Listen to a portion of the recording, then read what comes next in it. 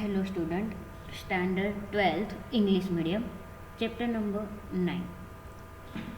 Last lecture में हमने बात की थी 1D एरे की, वन डायमेंशनल एरे की, और आज हम बात करेंगे 2 dimensional array.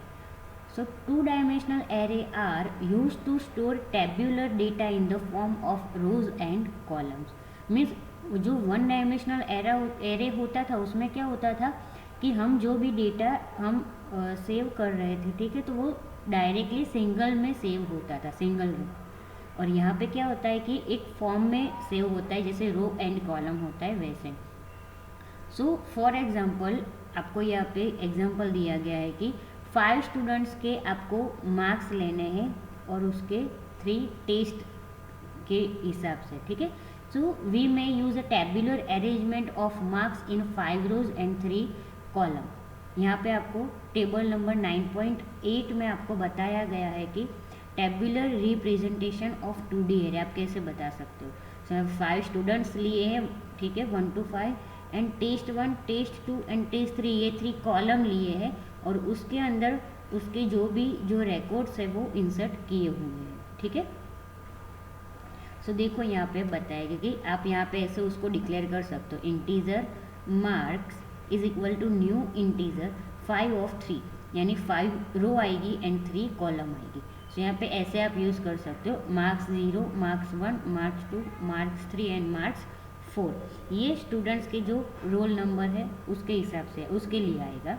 Then after test 1, test 2 and test 3 उसके जो मार्क्स होंगे वो ऐसे आएंगे। यहाँ पे मार्क्स 0, 0, 0, 1 एंड 0, 2, क्योंकि यहाँ पे जो 3 इंडेक्स है उसके लिए हम यहाँ पे कैसे, जैसे 5 के लिए 0, 1, 2, 3, 4 आया, वैसे ही 3 के लिए 0, 1, 2 आएगा। सो फर्स्ट 0, 1, 2 पीछे कॉमन रहेगा, देखो सब में। और आगे हम क्या करेंगे, जो भी उसके यहाँ पे जो रोल नंबर वाइज हमने 5 मैट्रिक्स लिया था, ठीक है, तो उसका जो है वो चेंज रहेगा। यहाँ पे सेकंड, यहाँ पे थर्ड एंड यहाँ पे फोर्थ, पीछे का जो है वो टेस्ट के लिए वो सेम रहेगा। सो यहाँ पे ये उसको क्या बोला जाता है, 2D एरे, ठीक है। सो यहाँ पे आपको प्रोग्राम दिया गया है, हमने आगे भी बात की थी उसके हिसाब से कि यहाँ पे जो प्रोग्राम दिया गया है, ठीक है। सो फर्स्ट यहाँ पे जो 3 एरे लिए गए हैं, मार्क्स 1, मार्क्स 2 एंड मार्क्स 3, वो क्या किया गया है, वहाँ पे एरे डिक्लेयर किया हुआ है, ठीक है। और जो 4th नंबर और 5th नंबर का जो एरे है, मार्क्स 4 एंड मार्क्स 5, ठीक है, तो वो जो वेरिएबल है वहाँ पे एरे क्रिएट किया गया है। सो 3 जो ऊपर है, मार्क्स 1, मार्क्स 2 एंड मार्क्स 3, तो वो जो एरे है उसको डिक्लेयर किया है, इसीलिए उसका आउटपुट देखो यहाँ पे उसको एज ए 0 डिक्लेयर किया गया है। तो उसका क्या है, सिर्फ उसकी जो बाय डिफ़ॉल्ट वैल्यू 0 होती है, ठीक है, तो उसके हिसाब से उसका डेटा आएगा। एंड देन आफ्टर यहाँ पे जो एरे है उसको क्रिएट किया गया है, तो जब एरे क्रिएट किया गया है तो उसका जो भी वैल्यू है उसके हिसाब से यहाँ पे उसकी जो वैल्यू होती है वो 1 by 1 यहाँ पे डिक्लेयर होती है। सो फर्स्ट यहाँ पे एरे डिक्लेयर किया गया और उसको फिर यहाँ पे क्या किया गया, ये प्रिंट करवाया गया है, ठीक है। सो ये 2 डायमेंशनल एरे का एग्जाम्पल है। देन आफ्टर यहाँ पे एक नेम्स के बारे में बात की गई है कि in Java 2 dimensional array is considered as an array of 1 dimensional array. So rows of 2 dimensional array can have variable number of columns. So figure number 9.12 जो यहाँ पे आपको दी गई है वो क्या आपको दिखाती है कि 2D array of characters to store 5 names of computer programming languages. Means 2D array हम यहाँ पे यूज़ कर रहे हैं, ठीक है, कि किसके लिए यूज़ कर रहे हैं कि 5 नेम्स है प्रोग्रामिंग लैंग्वेज के, वो क्या करेंगे, इसमें सेव करेंगे।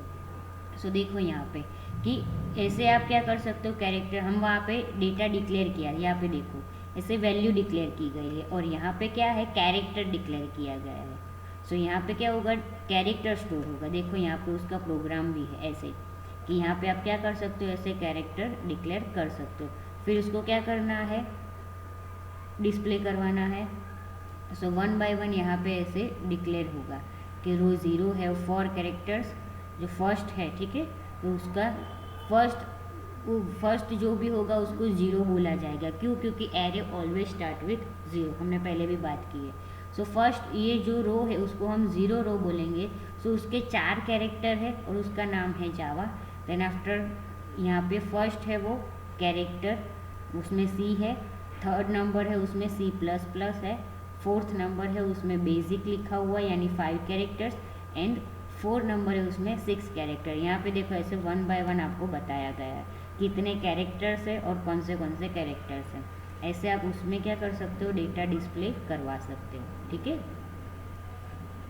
फिर यहाँ पे क्या है, जैसे हमने यहाँ पे डेटा डिस्प्ले करवाए, यहाँ पे 1 बाय 1 नेम डिस्प्ले करवाए, तो यहाँ पे क्या होगा कि 1 बाय 1 जो उसका यहाँ पे कैरेक्टर है वो कैरेक्टर के हिसाब से उसकी जो वैल्यू जो स्टोर होती है, उसकी मीन्स जो वैल्यू जब स्टोर होती है तो उसका कितना वहाँ पे क्या हो जाता है, ऐसे मेमोरी एलोकेशन कहते हैं ना, तो वो कितने बाइट मेमोरी एलोकेशन रखता है।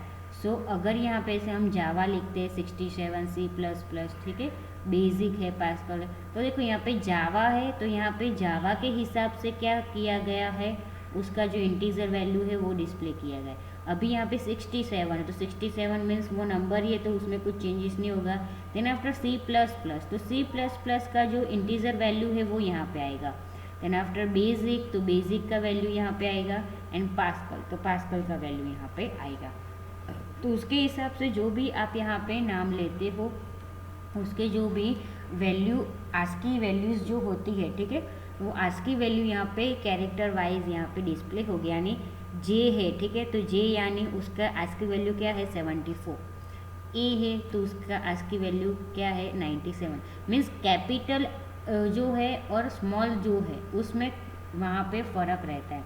मैं यहाँ पे देखो स्मॉल ए है, यहाँ पे भी स्मॉल ए है, यहाँ पे उसका क्या है 97 है। एज यूजल यहाँ पे भी देखो जहाँ पे भी ए यूज़ होता है वहाँ पे 97 रहता है। ठीक है, सो ऐसे क्या होती है, उसकी एक आस्की वैल्यू होती है जो चेंज नहीं होती है। सो ऐसे आप क्या कर सकते हो, उसको डिस्प्ले करवा सकते हो।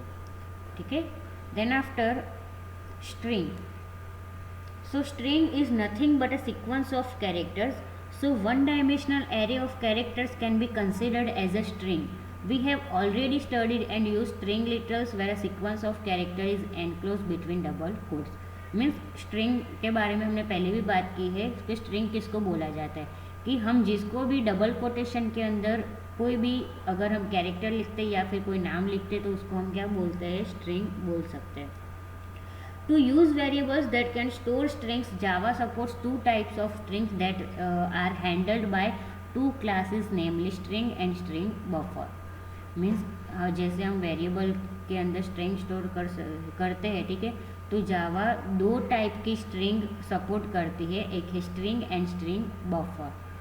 सो in this chapter we will see the first one, यानी ये जो चैप्टर है उसके अंदर हम देखेंगे फर्स्ट वन यानी स्ट्रिंग के बारे में देखेंगे। So some of the constructors that can be used to create an object are as follows. Means string कैसे यूज़ कर सकते हैं, ठीक है। सो स्ट्रिंग कंस्ट्रक्टर कौन से वो यहाँ पे आपको दिए गए। ऐसे आप स्ट्रिंग ऐसे string and then after rounded bracket, then after string और उसके अंदर character array, then after string और character array, integer start and integer length, string star object and string literal. ऐसे आप ये सब क्या है, उसके कंस्ट्रक्टर है, ठीक है। सो यहाँ पे आपको दिए गए हैं कि आप उसको कैसे यूज़ कर सकते हैं। So first one is blank string, ऐसे जो ब्लैंक है उसका है, तो यहाँ पे क्या है, without arguments create a string object with no character. Means यहाँ पे ये ब्लैंक है तो देखो आउटपुट यहाँ पे आपको ब्लैंक मिल गया। Then after string character array creates a string object with initial value using array argument. So अगर यहाँ पे आप क्या लेते हो, नेम लेते हो, ठीक है, तो string नेम यहाँ पे क्या है, कैरेक्टर एरे। देन आफ्टर ये क्या होगा कि इनिशियल वैल्यू जो आपने डिक्लेयर की होगी वो आएगी। देन आफ्टर यहाँ पे कि कैरेक्टर एरे जो है स्टार्ट एंड लेंथ, तो create a string object using 1 dimensional array argument starting at array start with and length number of character. Means यहाँ पे जो नाम आता है, ठीक है, तो नाम के बाद यहाँ पे 1 और 2, यहाँ पे सेकंड नंबर में तो क्या है, यहाँ पे जो हमने डिक्लेयर किया है वो आ गया, ठीक है। थर्ड में क्या होगा, सेकंड, फर्स्ट एंड टू ऐसे दिया गया है, तो 0 1 2, तो 1 यहाँ पे 0 1 एंड 2, तो यहाँ पे आपको क्या आंसर मिलेगा, A B. Then after string object, वो क्या करता है कि creates a string object which is same as object specified in argument. तो यहाँ पे आपको क्या गया, स्ट्रिंग 3 डिक्लेयर करने को बोला है, तो स्ट्रिंग 3 कौन सा है, ए बी यहाँ पे, तो सेम एज यूजुअल वही हुआ। And last one is create a string object that refers to the literal specified in argument. Argument में आपने जो भी लिखा होगा वो आपको यहाँ पे डिक्लेयर किया गया होगा, दिखेगा, ठीक है। सो ये जो स्ट्रिंग ऑब्जेक्ट है एक बार फिर से देख लेना तो आपको पता चल जाएगा, ठीक है ऐसे। तो आज के लेक्चर में इतना ही, बाकी का हम नेक्स्ट लेक्चर में देखेंगे।